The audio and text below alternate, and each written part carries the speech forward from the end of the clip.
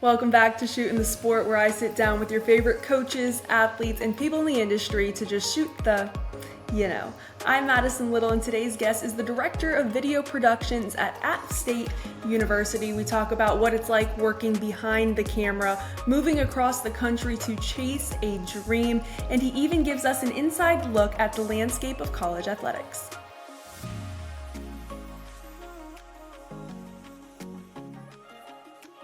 Zack Kellogg, welcome to Shootin' the Sport.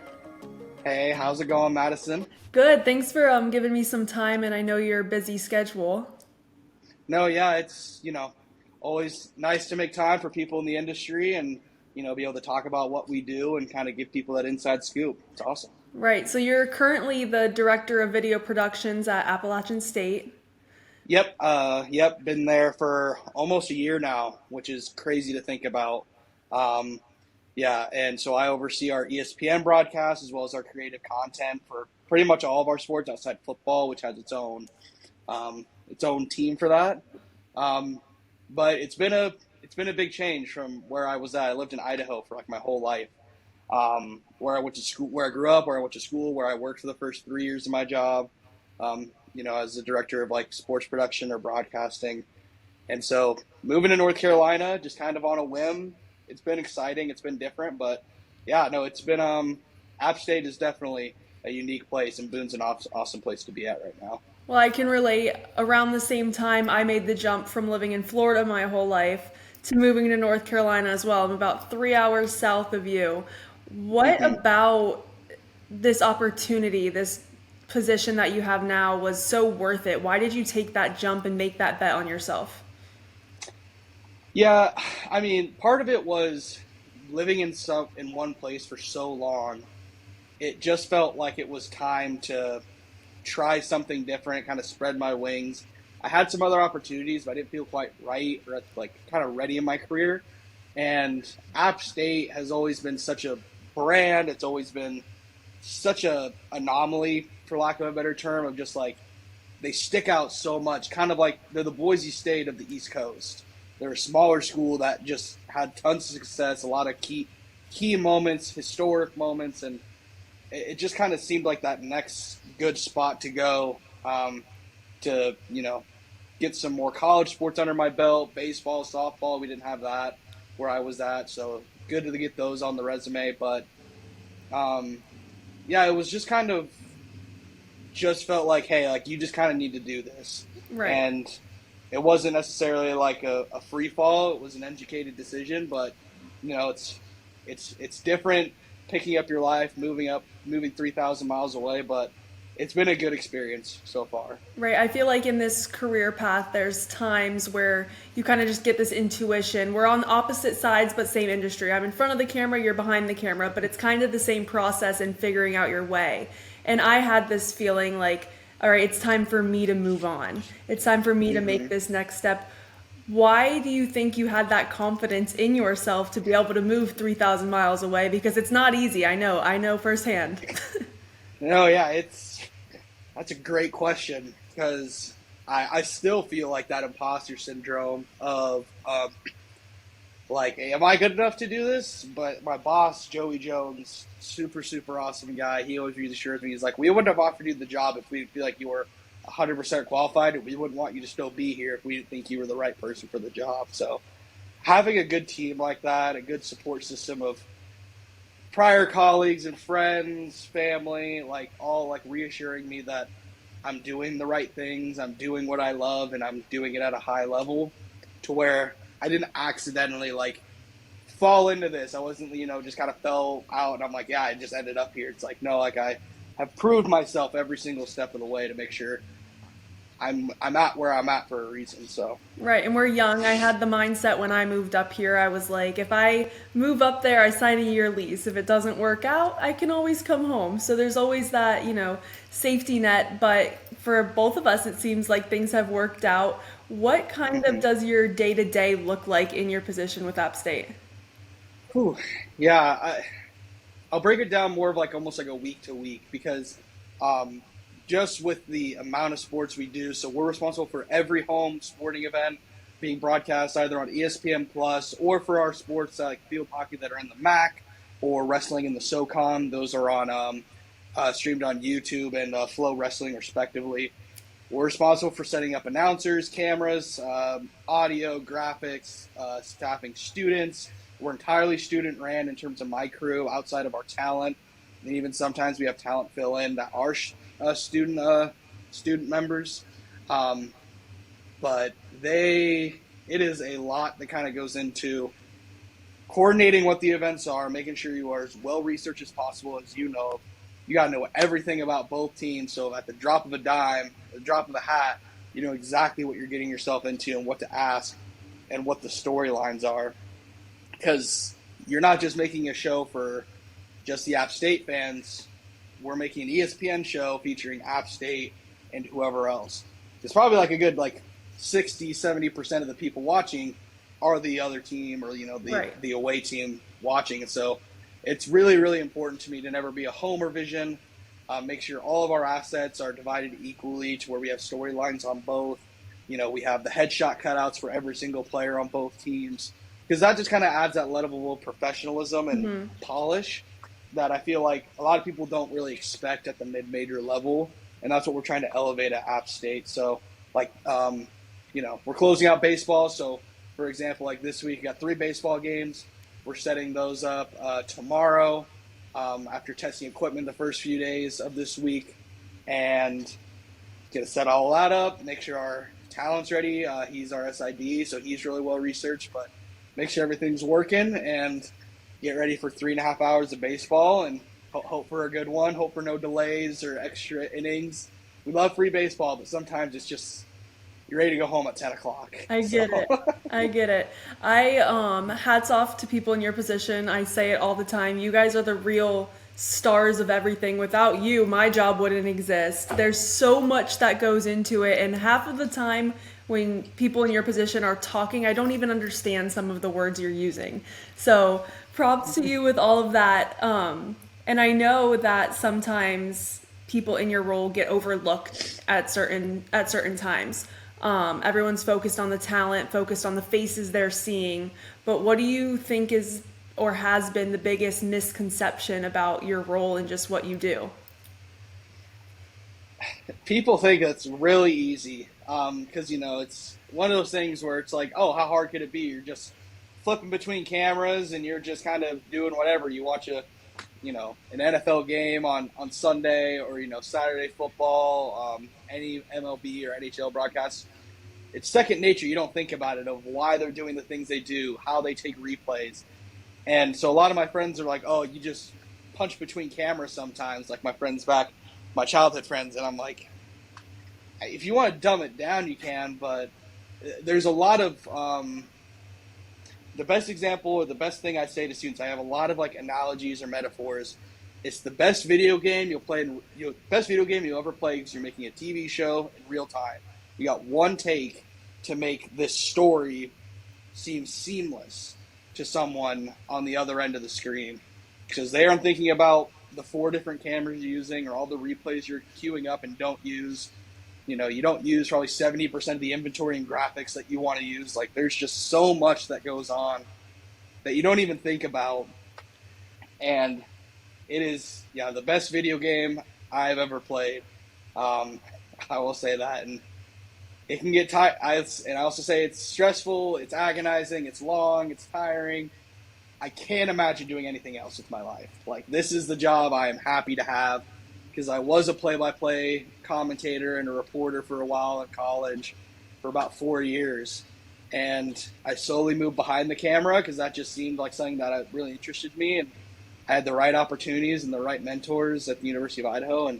But long story short, people really just think, oh, like on your side of things, it's like, oh, you just ask a question. It's like, if you want to dumb it down to the lowest possible level, yeah, but it's a lot harder when you have the camera on you, the camera's rolling, to make sure everything goes right that one time, because you don't have a second chance to ask a coach something during a media timeout. And then on top of all your responsibilities, you have people like me who are technically challenged trying to work equipment, asking a million questions. So I apologize for all reporters on my behalf. because I definitely don't know how it all works and wouldn't be on camera without you. So we Yeah. appreciate you. No, it's awesome having people like you, or just it's a great ecosystem in that industry of just the expertise that has to come from all different kind of layers to it. Um, it definitely takes a while, and I have to realize with like my sidekick Blake Roebuck, who's right alongside me, and then they'll give an intern Matty Yates. He just the stuff we talk about, like even to like our bosses who are right above us, who hear about what we do all the time, they're like, I got no idea what you're talking about, and I'm like, we gotta dumb it down. Like to us, it makes perfect sense when we're talking about these different wires, these different connections, and they're just like, right, I had no idea what we're talking about. Yeah, the word fiber is foreign to me, but it comes up a lot, so I'll leave that to Yes, you guys. fiber is the best and worst thing. When it works, it's amazing. That doesn't happen often. But So you're finishing up your first year with App State. Working, I know you were with a university prior as well, but working with a university, tell me a little bit kind of about the relationships because I bounce around from university to university. So I don't get one-on-one time with all of these people, like different coaches, people in the front office. Like I don't get that as much as you do. How is that kind of atmosphere like working in a university setting? yeah, I will say I've had two slightly different experiences just working at the size of the school I did. First at App State, it's a bit bigger than where I was at before. The building is just bigger. There's our basketball coaches are down the road a little bit at the Holmes Convocation Center, but every other coach is kind of on my floor, on a couple floors up, couple floors down. So you walk past them all the time, and you get to know them pretty well. They're all awesome individuals. Haven't had a chance to meet our new volleyball coach, but love Sarah Rumley Noble, amazing coach for our volleyball team. She's going to South Carolina, but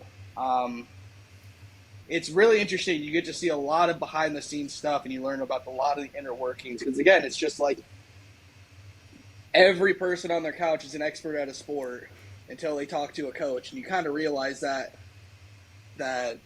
you think you know a lot, and then you talk to someone who's been coaching or playing for 15, 20 years, and it's like, oh, I don't know anything.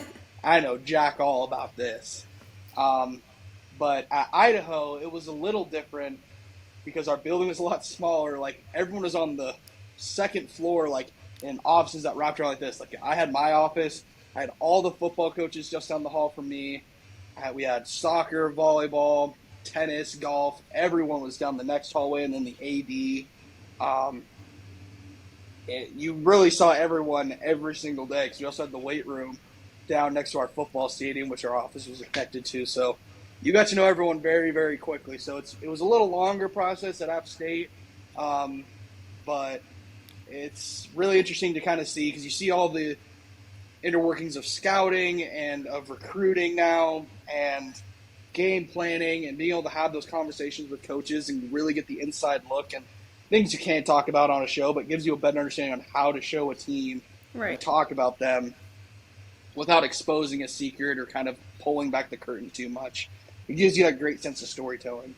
So when we talk about like relationships and getting to know these different athletic departments, I imagine in some fashion you also cross paths with athletes. And I was going to say, I imagine that the relationships you build with some of these athletes is pretty cool. But you talked about recruiting, and that's something that I wanted to ask you about. With the landscape of college athletics, the transfer portal, NIL, what are kind of your thoughts being on the inside, hearing behind the scenes? What do you think about what's going on with college athletics right now?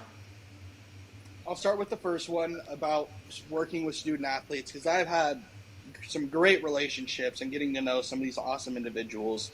Like I had one athlete, Georgia Gray. She was a basketball player at Idaho. I took a job at App State. She just so happened to transfer here when their new head coach came in. And so it was like a small world kind of moment. This girl from Melbourne, Australia, who I knew for a year, all of a sudden she's here and I know her, and like it helps me get to know the team a bit more. But there's a lot of really awesome, unique individuals, a lot of unique personalities you meet. Especially like when I was growing up and went to college, my roommate, one of my best friends, was a track athlete, so I got to know a lot of athletes in that way too. But the NIL and everything, it's really the Wild West right now. You know, without going too much into detail on it, just, you know, the amount of communication and the amount of evolution it's always having. We have, you know, talks about the different House settlements going on right now in Congress regarding NIL, regarding, I mean, not even at just the federal, but even at the state level as well. And just how these are all kind of forming in real time.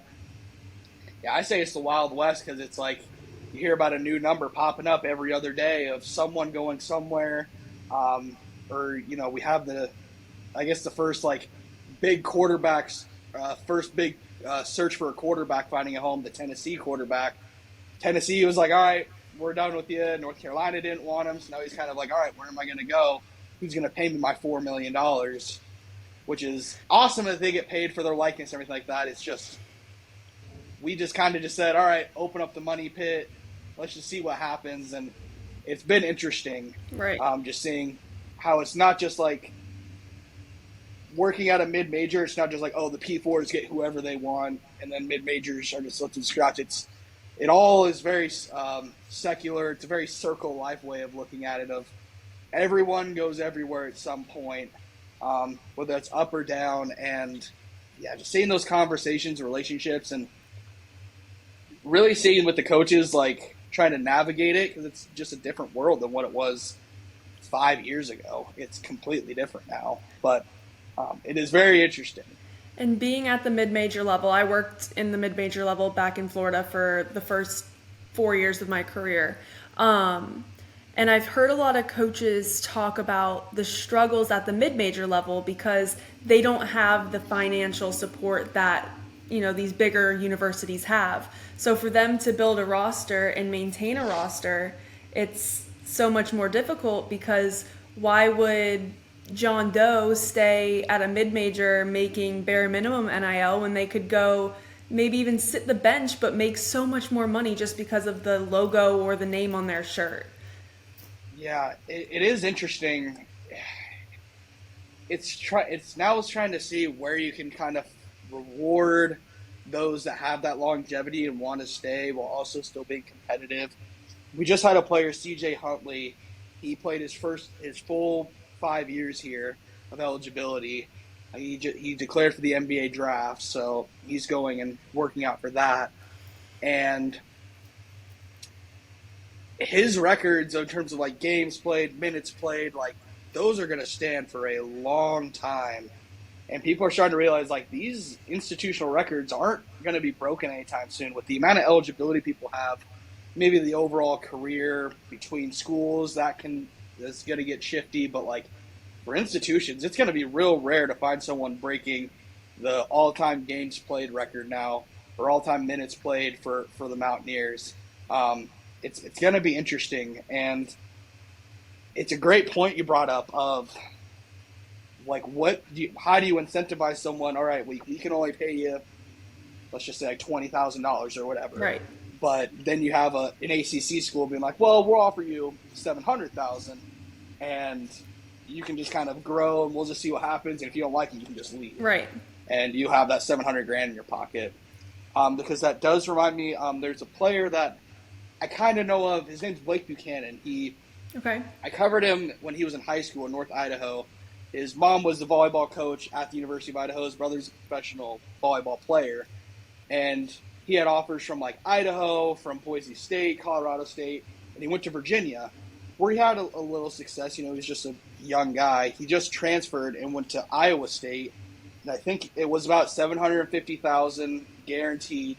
And he can get to $1.2 million with incentives if he meets different benchmarks. And it's just like, I mean, he's an amazing athlete, but like, it's just insane to think about. Like, you know, he averaged, you know, six points, 4 boards, and now he could be making over $1 million in 1 year. Like, that's good for him. Like, I wish I could do that. Right.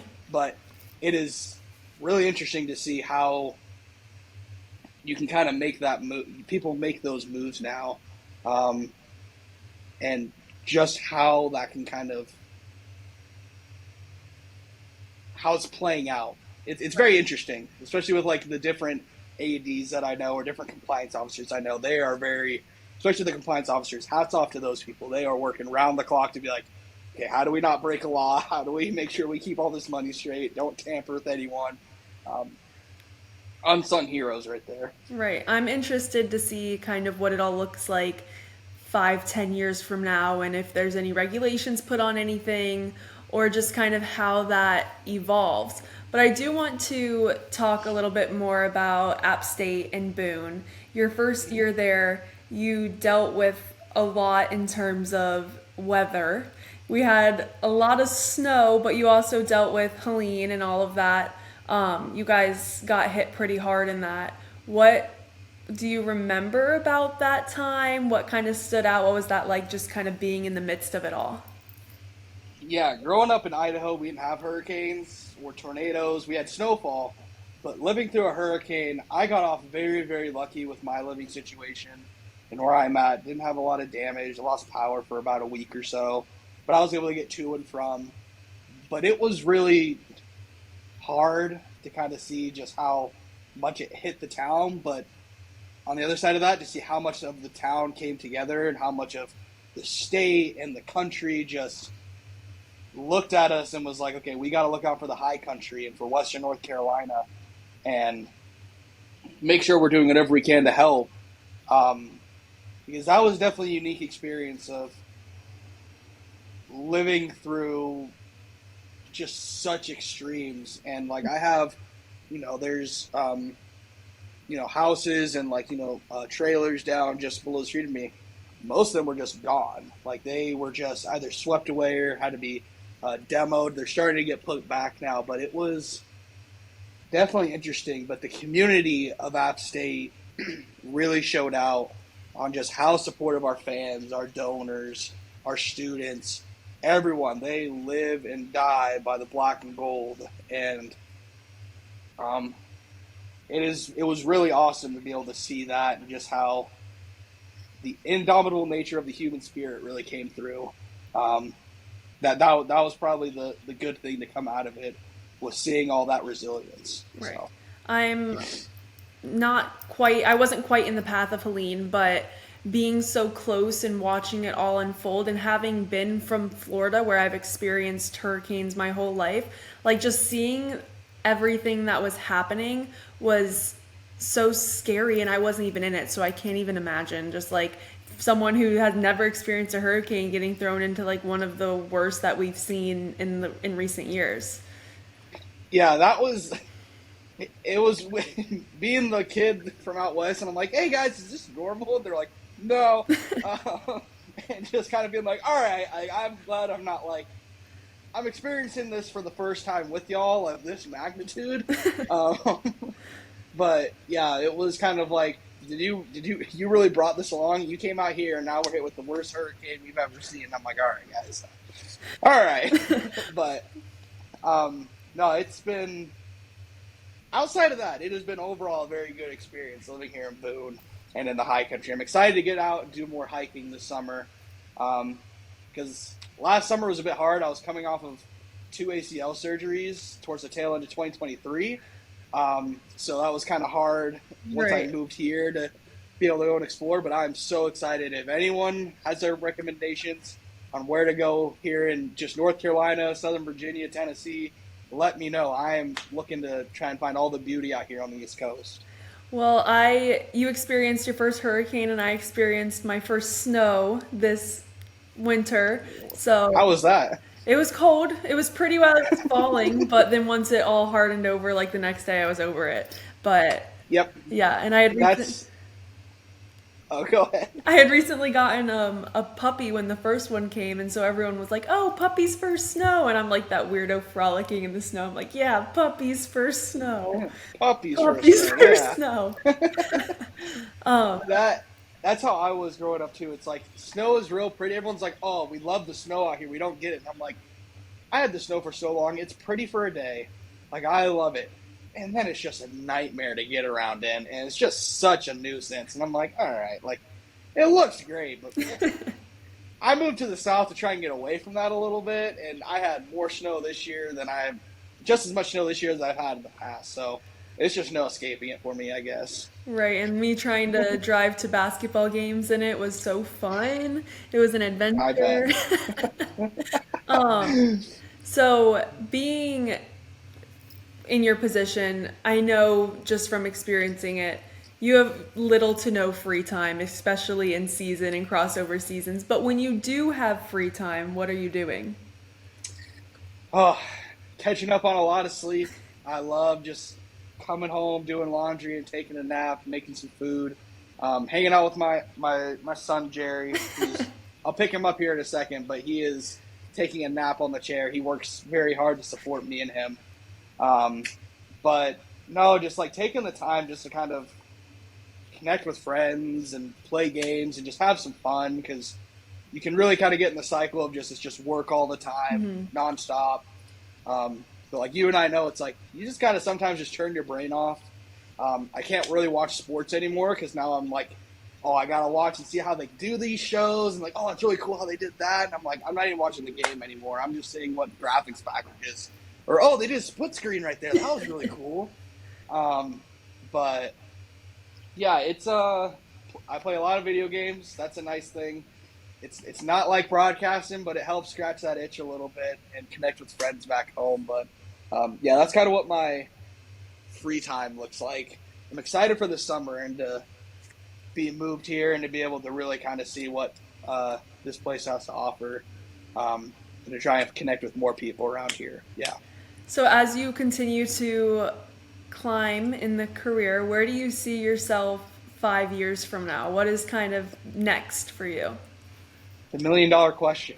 I got to get ready for my next family reunion because I know it's exactly what's going to get asked over and over. I mean, the goal is I do enjoy working in college athletics, and to be able to be around a team or a program and stick with those storylines. But I mean, ultimately, the goal is working on higher profile shows. Just having more resources to tell more stories. But I'll be honest, I really do love teaching. Like, that was something that I really, really enjoyed growing up and really thought I could get myself into. And to be able to teach students, like, here at App State, I have more than I did at my last school, but, like, really, it's like 80-20 in terms of kids who don't know anything. They don't know a camera, they don't know about broadcasting. Like, they come from chemistry or biology or architecture.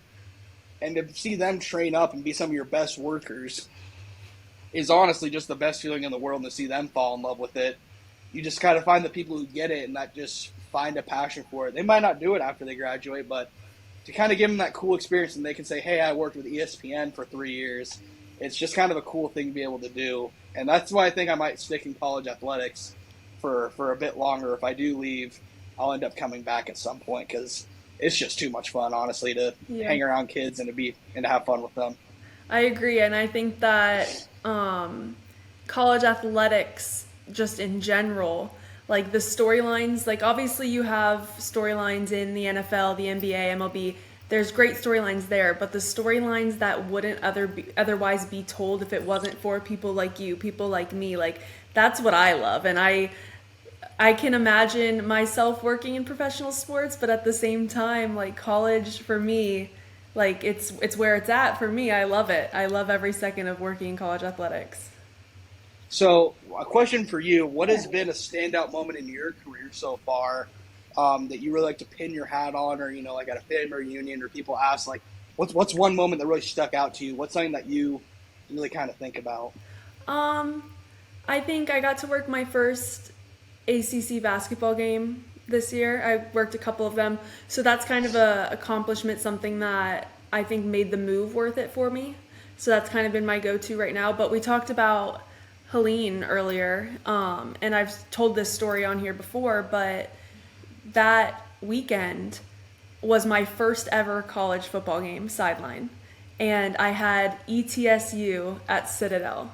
And so I got to tell the story of Trey Lamb and his team getting stranded on a bus for hours and the coaches having to hitchhike to bring back food for their athletes. Like, it was really cool to be able to share that story and also talk to Trey Lamb when his team did get the win, surprisingly, and just kind of be able to really bring out that emotion. So I think that points in my job that I get to like really uncover emotion and tell the storylines that really matter.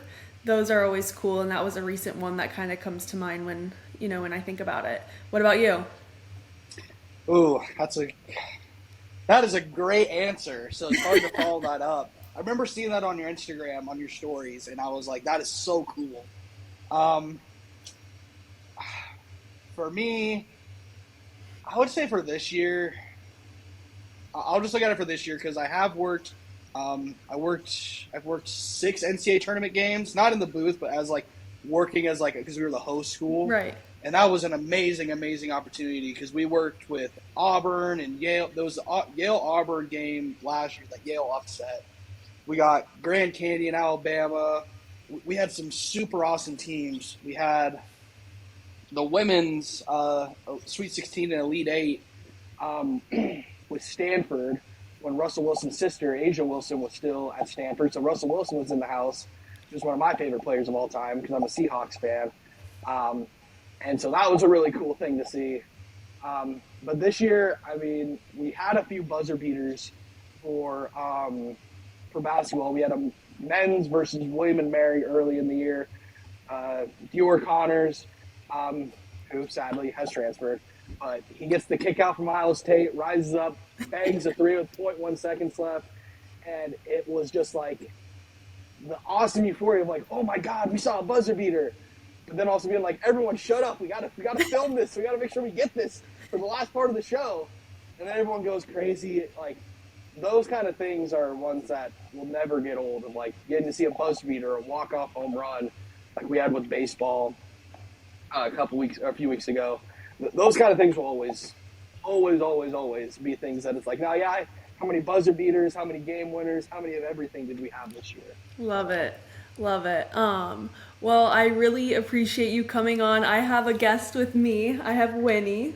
We need Jerry. Jerry, Jerry. he's a little grumpy because he was very much in his nap state, but Well, I love it. They're the true stars of this podcast, but of you were course. great as well. So I appreciate you Thank coming you. on. And good luck with everything. Appreciate it. Thank you, everyone. Make sure you're following Matison. I look forward to working with you more in the future, and thanks for having me on. This was awesome.